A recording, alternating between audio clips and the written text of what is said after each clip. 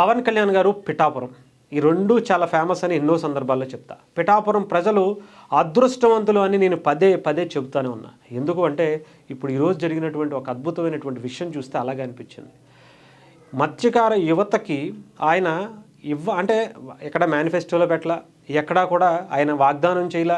మొన్న ఉప్పాడకు సంబంధించి ఒక తీర ప్రాంతంలో కాలుష్యానికి సంబంధించి కొంతమంది ఇబ్బంది పడుతున్నారని చెప్పి ఆయన దృష్టికి వస్తే ఒక పబ్లిక్ మీటింగ్ పెట్టి 100 రోజులు టైం ఇవ్వండి, మీ ఆ కాలుష్యానికి సంబంధించినటువంటి ఇష్యూని నేను క్లియర్ చేస్తా, దానికి ఏం చేయాలి శాశ్వత పరిష్కారంగా చూస్తా, ఏదో ఒక 5,000 10,000 ఇచ్చి చేతులు దులుపుకునేటువంటి పని చేయను అని చెబుతూనే తర్వాత ఒక 100 డేస్లో ఏమేం చెయ్యాలి అనేటువంటిది ఒక మొత్తం 360 డిగ్రీస్లో పిఠాపురం ఉప్పాడకి సంబంధించినటువంటి ఆ కోత గురవుతున్నటువంటి సముద్ర కోత గురవుతున్నటువంటి ప్రాంతాలకి ఎలా మనం ముందుకు తీసుకువెళ్ళాలి, ఎలా అడ్డుకట్ట వేయాలి, శాశ్వత పరిష్కారం ఏం చేయాలి, అలాగే కాలుష్యం బారిన పడుతున్నటువంటి ఆ తీర ప్రాంతాన్ని ఎలా కాపాడాలి, ఉప్పాడలో ఆ జట్టి వ్యవహారం ఏదైతే ఉందో జట్టీకి సంబంధించి అక్కడ జట్టి కట్టకుండా ఇప్పటివరకు ఎందుకు టైం డిలే అవుతుంది, దానికి ఉన్నటువంటి పరిస్థితులు ఏంటి, దానికి ఇంకా ఎంత ఖర్చు అవుతుంది, అలాగే దానికి ఏం చేయాలి.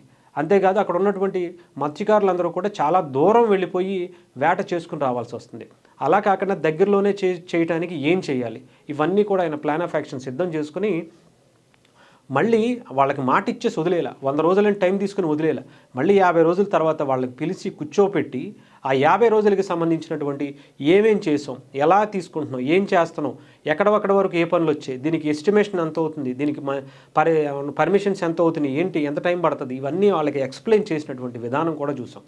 అయితే దాన్ని ఆచరణలో కూడా పవన్ కళ్యాణ్ గారు ఈ 100 రోజుల్లోనే 100 రోజుల తర్వాత ఈ ప్రణాళిక వేసి స్టార్ట్ చేస్తారని చాలామంది అనుకున్నారు. కాకపోతే ఈ 100 రోజుల్లోనే ఎస్టిమేషన్ వేసుకోవడంతో పాటు ఆచరణ కూడా పవన్ కళ్యాణ్ గారు స్టార్ట్ చేశారు.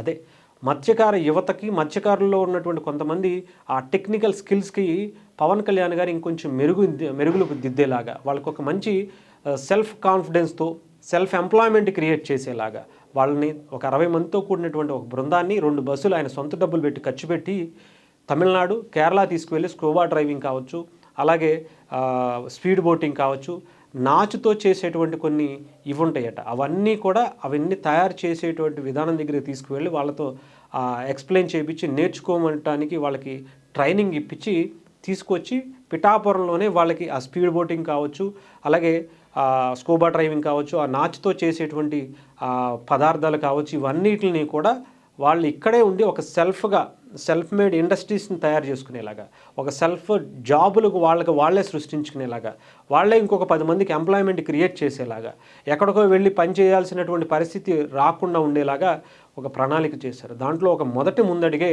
ఇదని చెప్పాలి. అంటే ఏదో మాట ఇచ్చేసాం కదా, మాట అయిపోద్ది కదా అని అనుకోవడం అనేది పవన్ కళ్యాణ్ గారు చేయరు.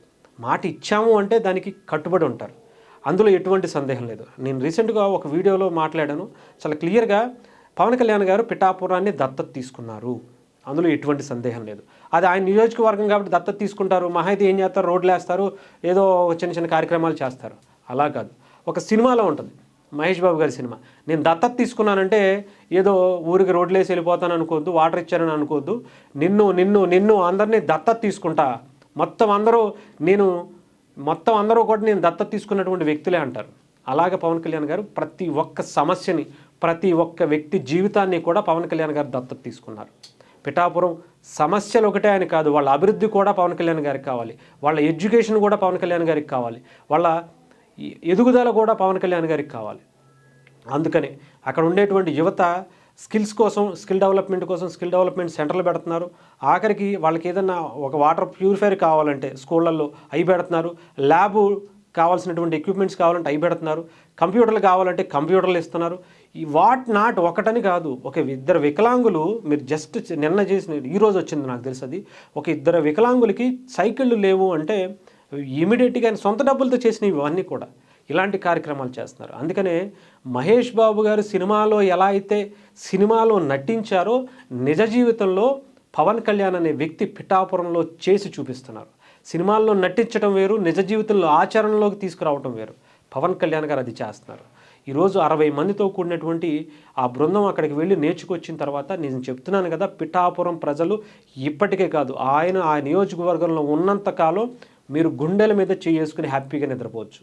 మీ వెనకాల పవన్ కళ్యాణ్ అనే ఒక శక్తి ఉంది, మీ వెనకాల ఏదో ఉందమ్మా అంటారు చూసారా, ఆ టైపులో పిఠాపురం ప్రజలు ప్రతి ఒక్కరి వెనకాల ఒక పవన్ కళ్యాణ్ అనే ఒక శక్తి ఉన్నాయి. దాంట్లో మీకు ఎటువంటి డౌట్ లేదు. మిమ్మల్ని ఆ దేవుడు చూసినా చూడకపోయినా పవన్ కళ్యాణ్ గారు మాత్రం మిమ్మల్ని వదలడు. మిమ్మల్ని గుండెల్లో పెట్టుకుని చూసుకుంటాడు. మీ కష్టాల్లో ఆయన భాగం పంచుకుంటాడు. మీరు సుఖాల్లో ఆయన్ని గుర్తుపెట్టుకుపోవచ్చేమో కానీ మీ కష్టాల్లో మాత్రం ఆయన పవన్ కళ్యాణ్ గారు బలంగా ఉంటాడని మాత్రం ఎటువంటి సందేహం లేదు.